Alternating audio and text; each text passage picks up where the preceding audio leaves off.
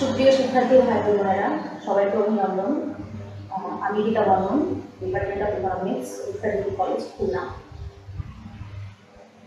প্রথমে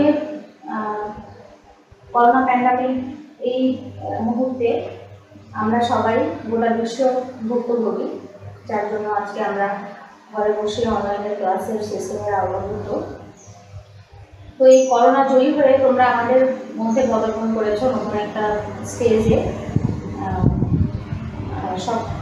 সব procedure complete করে তোমরা একাদশ শ্রেণীর প্রথম বর্ষের ছাত্রছাত্রী। তো প্রাথমিকের বন্দির পর মাধ্যমিকের স্তর পেরিয়ে উচ্চ মাধ্যমিকে তোমরা এখন পড়েছো। এটা অনেকটা পুকুর নদী পেরিয়ে সাগরে পড়ানো। তো এখানে তোমাদেরকে আরো 2 বছর স্টাডি করতে হবে, কঠিন যুদ্ধ, যেখানে তোমাদেরকে আমাদের সাথে থাকতে হবে এবং নিজেকে সুগঠিত করতে গেলে এই 2 বছর তোমাদেরকে ধৈর্য ধরে আরেকটা কঠিন স্তর পার করতে হবে। তো যেহেতু আজকে তোমাদের আমরা খুব শ্রেণীকক্ষে সুন্দর সুগঠিত একটা পরিবেশে তোমাদেরকে বরণ করতে চেয়েছিলাম, কিন্তু সেটা আমাদের বৈশ্বিক মহামারীর কারণে হয়ে উঠল না। তো তার জন্য আমরা আন্তরিকভাবে দুঃখিত। তো আমরা ইচ্ছে রাখি খুব শীঘ্রই তোমাদের সাথে সেরকম একটা পরিবেশে আমাদের আবার দেখা হবে, আবার আমরা তোমাদেরকে বরণ করে নিতে পারবো। তো সেই আশায় দেখো আমরা মূল পাঠ পরিকল্পনায় যাবার আগে একটা কথা বলে আসি যে বাংলাদেশের মতো একটা ডেভেলপিং একটা কান্ট্রি, যেখানে স্বাধীনতা মাত্র 50 বছরের মাথায় আমরা এখনো যে ঘরে বসে অনলাইন ক্লাসের সুযোগ সুবিধা পাচ্ছি, যাদের জন্য বঙ্গবন্ধু শেখ মুজিবুর রহমানের সুযোগ কন্যা জননেত্রী শেখ হাসিনার নেতৃত্বে আমাদের বাংলাদেশ এগিয়ে চলেছে। তো যদিও অনেক ছাত্রছাত্রী এখনো এই সিস্টেমের আওতাভুক্ত হতে পারেনি, তো আমরা আশা রাখি সবাইকে নিয়ে আমরা আরো সামনে এগিয়ে যাব।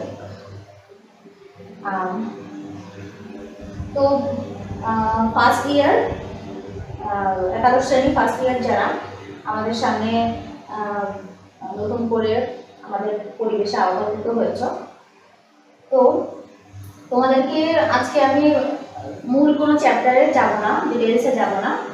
আজকে আমরা অর্থনীতি যে চ্যাপ্টারটা, অর্থনীতি যে বিষয়টা, সেই বিষয়টা নিয়ে আমরা কিছু পাঠ পরিকল্পনা করেছি এবং সেই তোমাদের ফার্স্ট হাফ এক্সামিনেশনের যে চ্যাপ্টারগুলো আলোচনা হবে এখানে আমরা সেটা নিয়ে কথা বলবো। তো দেখো, আমাদের অর্থনীতি ফার্স্ট পার্টে তোমাদেরকে বইয়ের ডিরেকশন দেওয়া হবে। তোমরা যদি পারো বাসায় বসে মোস্তাফিজুর রহমান স্যারের বইটা কিনে নিতে পারো এবং সেটা থেকে আমরা যে অনলাইনে ক্লাসে যেভাবে আগাবো তোমরা বাসায় সেটার এক্সারসাইজ যদি করতে চাও করতে পারো, তাহলে তোমাদের জন্য অনেক সুবিধা হবে। আমি লেখকের নামটা আবারও বলছি, স্যার মোস্তাফিজুর রহমান। এই লেখকের বইটা তোমরা বাসায় কিনে পড়াশোনা শুরু করতে পারো। তো আমাদের প্রথম যে পরীক্ষাটা হবে ফার্স্ট হাফ, যেটা হাফ ইয়ারলি, তো সেখানে আমাদের নর্মালি 4টা অধ্যায় নিয়ে আলোচনা করা হয়ে থাকে। প্রথম অধ্যায় থাকে মৌলিক অর্থনৈতিক সমস্যা ও এর সমাধান। সেকেন্ড চ্যাপ্টারে থাকবে ভোক্তা ও উৎপাদকের আচরণ। থার্ড অধ্যায় থাকবে উৎপাদন ব্যয় এবং আয়, এবং চতুর্থ অধ্যায় থাকবে বাজার। তো প্রথমে আমরা এই চ্যাপ্টারের আওতাভুক্ত আরো কিছু ছোট ছোট কোশ্চেন থাকবে এবং সেগুলোর সমাধান থাকবে। তো সেগুলোর মধ্যে প্রথমে দেখো আমরা আসতে পারি অর্থনীতি সাবজেক্টটা অ্যাকচুয়ালি প্রথমত কিভাবে আসে। সৃষ্টির শুরু থেকে মানুষ বিভিন্ন ধরনের সমস্যার সম্মুখীন হয়েছে এবং সেই সমস্যার সমাধান করার জন্যই আজকে আমাদের পৃথিবী এত আবিষ্কারের সম্মুখীন হয়েছে। যে আবিষ্কারগুলো হয়েছে সেই আবিষ্কারগুলো শুধুমাত্র অভাববোধ থেকেই কিন্তু তৈরি হয়েছে। আমরা একটা কথা ছোটবেলা থেকে পড়ে এসেছি যে প্রয়োজনীয়তাই উদ্ভাবনের জন্ম।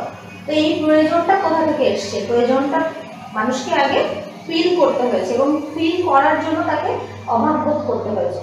এই অভাববোধটা থেকেই মানুষের প্রয়োজনের উৎপত্তি হয় এবং এই অভাববোধটা আছে বলেই মানুষ বোঝে যে তার কি কি প্রয়োজন, কি কি জিনিস তাকে গেইন করতে হবে। তো এই অভাবটাই অর্থনীতির মূল চালিকা শক্তি। আমরা অর্থনীতির মূল আলোচনা যাবার আগে অভাব কথাটাকে কেন আনছি, কারণ ইকোনমিক্সে অভাব কথাটা খুবই গুরুত্বপূর্ণ একটা ব্যাপার, যেটা প্রত্যেকটা মানুষের জীবনে সৃষ্টির সূচনা লগ্ন থেকেই ছিল। এবং এই অভাব প্রথমে আমরা জানি যে সৃষ্টির আদিকালে মানুষ কিন্তু গাছের যে বাকল সেগুলো পরিধান করতো। তখন আজকের পৃথিবীর আজকের এত আবিষ্কার, এত গার্মেন্টস, এত প্রোডাক্ট, এত পোশাক পরিচ্ছদ এগুলো কিছুই ছিল না। তো তারা ওগুলো কেন করতো? কারণ ভালো মানের যে পোশাকগুলো বা পোশাকগুলো কীভাবে ব্যবহার করতে হয়, সেগুলো যে ব্যবহার আদৌ করতে হয় কিনা সেটা তারা জানতো না। তো যখন তারা এটা উপলব্ধি করা শুরু করলো যে তাদেরকে পোশাকের দরকার, তাদের প্রথমত তারা গাছের বাকল পরিধান করলো। তারপর তারা আস্তে আস্তে এটা উপলব্ধি করতে শুরু করলো যে গাছের বাকল পরে থাকতে কি অবশ্যই কমফোর্টেবল না, তাই না? সেটা নিশ্চয়ই আমাদের নর্মাল কাপড়ের মতো হবে না, গাছের বাকল যেমনই হয় আর কি। তো যখন তারা এটা ফিল করা শুরু করলো যে তাকে এই জিনিসটা যেহেতু পরিধান করতে হবে, এটা আরো ভালো ওয়েতে কিভাবে ব্যবহার করা যায়, তখন তারা আস্তে আস্তে সুতা থেকে কাপড় এগুলো তৈরি করা শুরু করলো। তো সেই কাপড়ের প্রয়োজনটা কিন্তু ওই মানুষগুলো প্রথমে উপলব্ধি করলো, সেজন্য কাপড়টা আবিষ্কার হলো ফাইনালি আমাদের সামনে।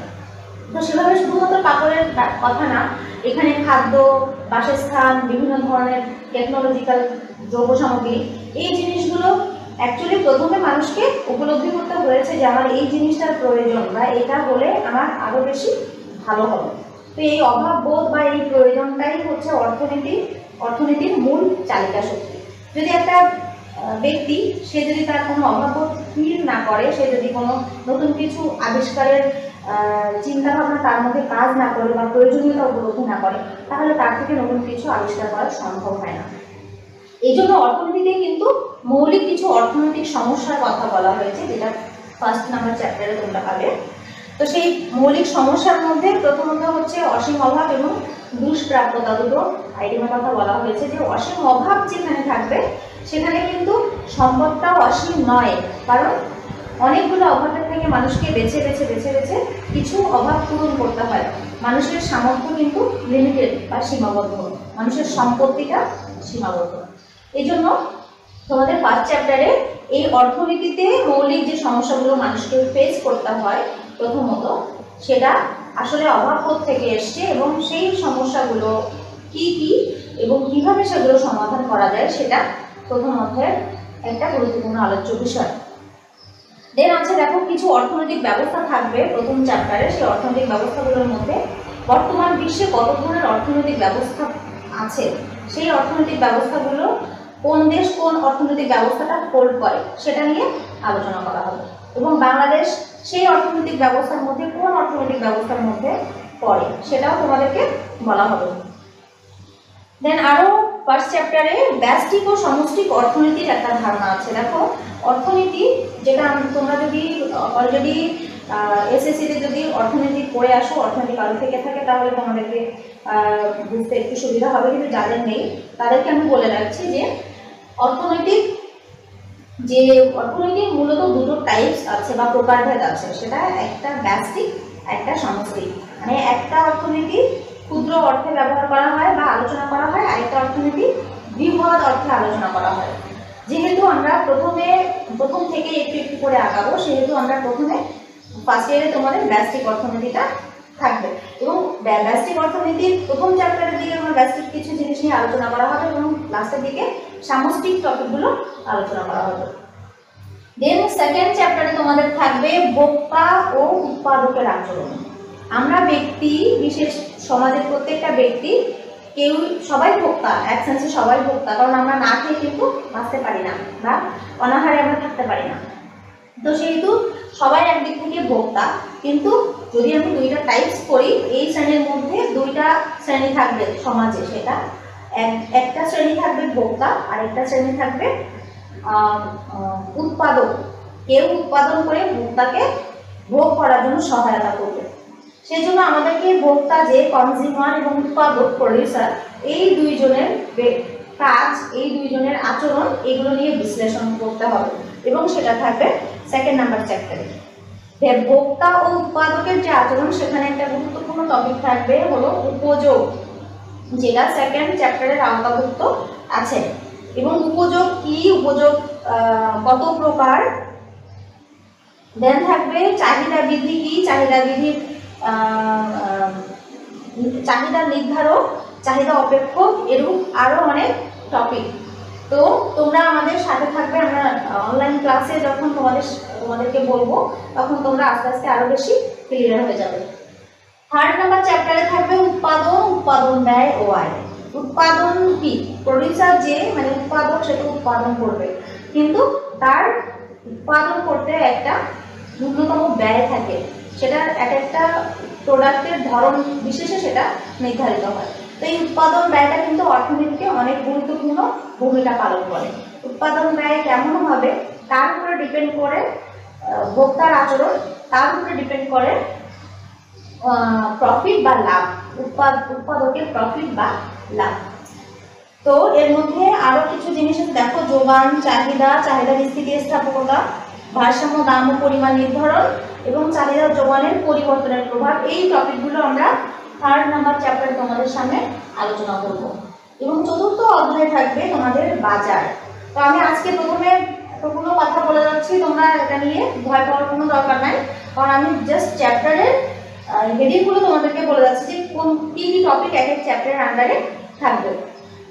বাজারে থাকবে, দেখো বাজার যেটা মার্কেট, এটা চতুর্থ নাম্বার অধ্যায় আছে, যেখানে বাজারের শ্রেণী বিভাগ, পূর্ণ প্রতিযোগিতামূলক বাজার, একচেটিয়ামূলক প্রতিযোগিতা বাজার, একচেটিয়া প্রতিযোগিতামূলক বাজার, অলিগোপলি, মনোশ্রেণী, এইসব বাজারের প্রকারভেদ থাকবে। দেন ফার্ম ও শিল্প কাকে বলে, দুটো জিনিসের পার্থক্য কি, এবং পূর্ণ প্রতিযোগিতামূলক বাজারের ভারসাম্য এবং একচেটিয়া বাজারের ভারসাম্য নিয়ে আমরা আলোচনা করব। তো এরকম first chapter, first, second, third এবং ফোর্থ যে চ্যাপ্টার চারটা আছে, এই চারটা চ্যাপ্টার থাকবে আমাদের ফার্স্ট হাফ এক্সামে। তো আমরা আস্তে আস্তে তোমাদের সাথে থাকবো, তোমরা বাসায় বইটা কিনে নিয়ে খুব তাড়াতাড়ি স্টাডি শুরু করো, কারণ করোনার জন্য অলরেডি আমরা অনেকটা সময় পিছিয়ে রয়েছি। তো যদি তোমরা বাসায় সব সাবজেক্টের বই, আমি বলবো যে শুধু আমার অর্থনীতি না, সব সাবজেক্টই আস্তে আস্তে বাসায় কিনে ফেলো, সব বই, সব স্যারেরা তোমাদেরকে ডিরেকশন দিয়ে দিবে, লেখকের নাম বলে দেবে, তোমরা সেই বইগুলো সংগ্রহ করে বাসায় আনো। তারপর আমরা যেটুকু তোমাদেরকে এখানে বলবো, যেটুকু আমাদের পক্ষে সম্ভব সেটুকু তোমরা বাসায় স্টাডি করবা। তো আমাদের পাঠ পরিকল্পনার মধ্যে নেক্সট ক্লাসে আমরা প্রথম অধ্যায়ে আলোচনা করব, যেখানে মৌলিক অর্থনৈতিক সমস্যার সমাধানের আওতায় কিছু টপিক আছে, সেগুলো তোমরা যদি পারো বাসা থেকে কিছু হলেও দেখে আসবে, এবং আমরা এখানে তোমাদেরকে বোঝানোর চেষ্টা করব। তো আমার একাদশ শ্রেণীর প্রথম বর্ষের ছাত্রছাত্রীরা, তোমাদেরকে আবারও ধন্যবাদ জানাচ্ছি আমাদের এই ক্লাসের সাথে অ্যাটাচ হওয়ার জন্য, এবং আমাদের এই ক্লাসটা তোমাদের কাছে আরও বেশি অর্থবহ করে তোলার জন্য আমরা চেষ্টা করব। তো করোনা প্যান্ডামিক যেটা মহামারী, সেই মহামারীকে সাথে নিয়ে আমাদেরকে চলতে হবে। এটাকে আমরা পৃথিবী থেকে হয়তো বা চিরতরে বিমূল করতে পারবো না। তো এটাকে সাথে নিয়ে সবাইকে সর্বোচ্চ সতর্কতা অবলম্বন করে আমাদের পরবর্তী প্রত্যেকটা ধাপে অগ্রসর হতে হবে। আর আমাদের রূপসা ডিগ্রি কলেজের ক্যাম্পাস অনেক সুন্দর একটা ক্যাম্পাস, সেই ক্যাম্পাসে তোমাদেরকে তোমাদের সবাইকে আমি এখানে আমন্ত্রণ জানাচ্ছি সুন্দর একটা পরিবেশে আমাদের সাথে তোমাদেরকে 2 বছর কাটানোর জন্য। তো সেই পর্যন্ত নেক্সট ক্লাসে তোমাদের সামনে আলোচনায় আসার আগ পর্যন্ত সবাই সুস্থ থাকো, সুন্দর থাকো, এবং সকলকে আবারও ধন্যবাদ।